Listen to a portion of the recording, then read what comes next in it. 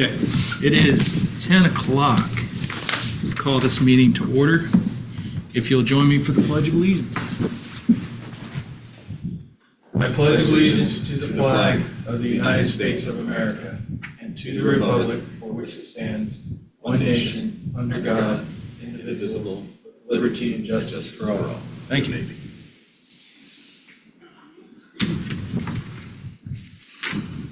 All right. The next order of business is approval of the April 16th, 2025, since we didn't have a meeting in July. I'll entertain a motion to accept the minutes. Make the motion. Motion, do we have a second? Second. All right. And I signed these already, Elisa.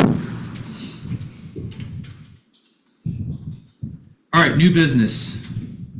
The first order of new business is the BCEMS metrics report, and that will be Chief Brinkmeyer.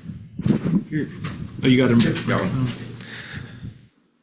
Good morning. The first one is our cardiac matrix, and that is, first one is scene time, or scene arrival to 12 lead, and that is once we get on scene, arrival at dispatch, to when we first place our 12 lead with a chest pain patient, and that's 8 minutes and 47 seconds.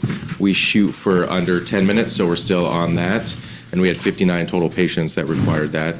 Our total scene time with chest pain patients is 13 minutes and 41 seconds. We try to hit under that 20-minute mark, so we're still looking good there. Last quarter, we had a total of 18 cardiac arrests in the field with 4 with ROS, which is return of spontaneous circulation. Next is our trauma scene time, trying to shoot under that 20-minute mark. We're at 15 minutes and 34 seconds. We had 187 patients that pulled up as a trauma stroke. Again, trying to get under that 20-minute mark. We are at 11:48, and we had 49 patients meet that criteria.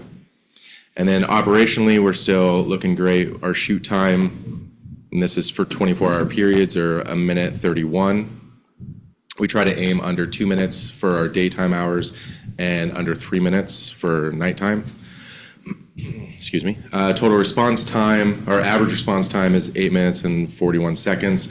The commissioners requested what was our longest response time during that period, and it was our Ponderay Northside station responding to our Sagal station service area, because Sagal was out, and that was a 38-minute response time, but it was, if I remember correctly, down in either Garfield Bay area or the Bayview area, so it's just a long time to get there, for us to get there from Ponderay. So that was our longest 911 response time, was 38 minutes. We had a total of 70 paramedic intercepts, and that included our Blanchard station, our Blanchard intercepts, Clark Fork intercepts, Priest Lake intercepts, and Schweitzer intercepts. And then I think we only had, I forgot to pull that one, I think we only had 4 or 5 Montana intercepts. And that's a average of what we've been doing. So the intercepts, this is only Idaho intercepts? Yes, It's not everything? I don't remember pulling the Montana intercepts. That would be separate? Yes. Okay. Yeah, and I forgot to pull those separate matrix. I apologize. I'll get that next time. And then clinical IV success rate, we're still at the 80% mark. We were around the 80 to 84 last time we pulled metrics. So we'll be doing some refreshing IV training in our next QA/QI when we do our system-wide training. And then advanced airway success rate, we're 100% with 10 patients, and first pass that I pulled was 100% as well. So that's still on par of every month we're required to do innovation training. So those are still holding strong from our last metrics. And for folks that might not understand, can you explain what first? So innovation is the advanced airways, so intratracheal tubes. So first pass is either during codes or if we have to chemically sedate and provide airway management. First pass is the very first time that we open the airway and try to insert the tube. That's our first pass. If we don't get that, then it would be a second or third attempt. So from what I'm pulling from the charts, it looks like 100% of the time we have got it for the first time. I'm just going to And I was telling Alan, I just saw a patient in the office a few days ago who had had a cardiac arrest at home. His wife started CPR. Called 911.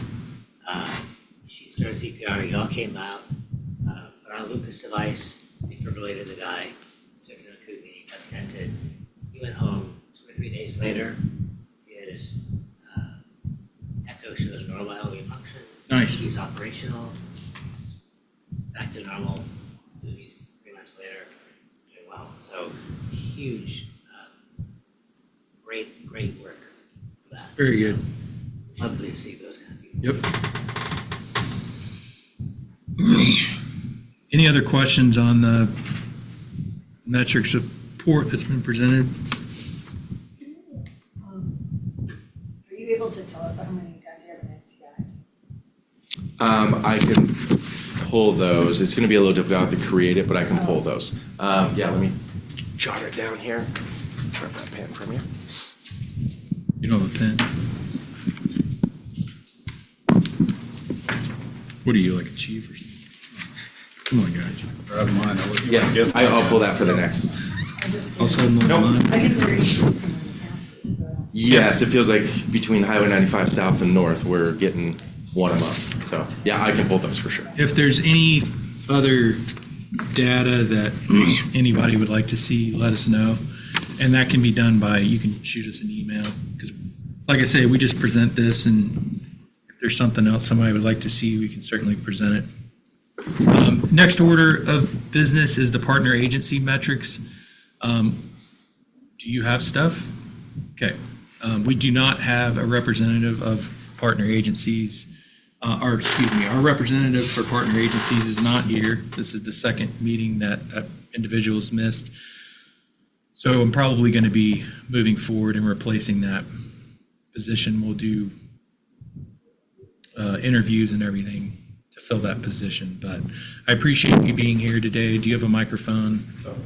There you go. We got one. So do you have applications for that?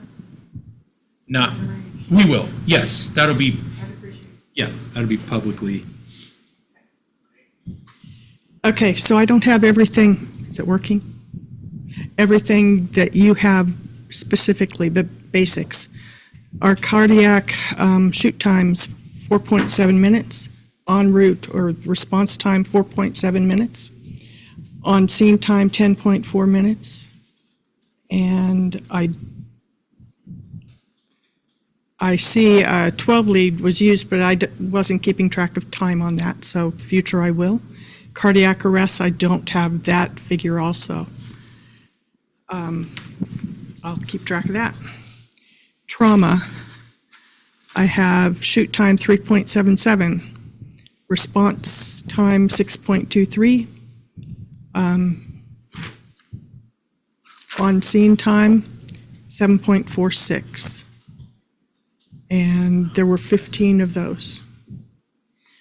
And as far as stroke, we didn't have any that were actually strokes. And then for future, so that's Clark Ford. Yes. For future, whoever's representing the partner agencies, transport agencies, would be responsible for getting that for all of the area agencies. Obviously, you're not in that position. I appreciate you bringing those. And then the other thing would be getting these, and that can be just as simple as sending it to either myself or, yeah, just sending it beforehand. That way we can print it out so everybody can have a copy. Okay, so I'm not able to get it on iGEMS. I've called 3 times to get for help to do it, so we're just doing this manually. Okay. If you want to sit down with me, we can Okay. look and see if I can find a way to pull those matrices off here. I think that the reports, the way they're doing them, aren't necessarily hitting the right boxes. Or you can just pull them off. Yeah. Gotcha. Yeah. Okay. But yes, I appreciate that at some point. Yep. Thank you. Any other questions regarding the partner agency metrics? Okay, moving forward. I have 2025 training needs. I believe that was on the agenda for last time. I just pulled that forward. If anybody knows of anything, any needs, we can push that out. Yeah, I did get reached out by Priest Lake Ambulance, forward that over to Captain Ramsey. They are requesting OB pediatric training, I believe this month. So I know I put that on his docket for their next monthly training. So he should be planning a pediatric OB, and that could be something that if we do it up there, if you guys would like it out in Clark Fork, just shoot me an email and then I'll just make sure that we put you on the schedule for that. And then if Schweitzer wants it, he can just Yeah, he can just stay up there and do it. stay up there and do it himself.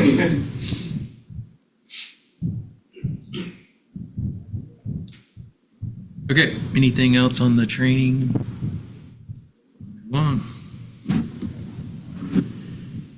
The ambulance service district strategic plan, so that's something that I'm just starting to work on with the local consultant that actually is in town. So we're going to be working on that. There's a lot of different things that are involved in that, but one of the things that will be involved is stakeholders, which are our partner agencies, whether it's the fire service or transport agencies. So that'll be something that will potentially be at some point. I don't know when it's going to be, but it'll be in the future. Hospital as well, reaching out and scheduling meetings and sitting down and figuring out. Because the idea behind the strategic plan is I want to put together like a 5-year plan to how things look, now and then how things should look in 5 years, progressing with the amount of call volume we're all dealing with and all those things. So it'll be wrapped up in a nice report, so that way we can measure each year as we move forward to see how we're stacking up against the plan. So that's on the horizon to do. So we'll leave this on the agenda. We'll update it at each meeting. And then I have old business, the required clinical reporting data update. We kind of talked about that earlier. And if there's stuff that we want to see, that we want to measure, I think we've got the main stuff that's clinical wise, but obviously Marion brought up the MCIs. If there's anything else that the other chiefs would like to see us measuring, we're more than happy to put that out. Because again, we can our program that we use for patient care reporting is pretty phenomenal when it comes to capturing data, so we can grab those things if needed. That is all I have. Anybody got anything else before we close? And how are we doing staffing wise as far as openings? Depends on which day it is. Okay. Depends on who's called in sick, who's out on workman's comp. So we're Right out of their jobs, so they posted or? We don't have anything currently posted. We have some part-time paramedic applications that we're looking at. We haven't done anything with them just because with this changeover and who's doing payroll now we're doing our own. So we wanted to get that completed before we go and put a bunch of part-time employees on. But we do have applications. But yeah, we're fully staffed. So like I say, it's just been the issue of people calling in sick and workman's comp and all the normal stuff, vacations. Anybody got anything else? All right, with that said, I'll entertain a motion to close the meeting. Motion. Do I have a second? Seconded. 10:14 hours.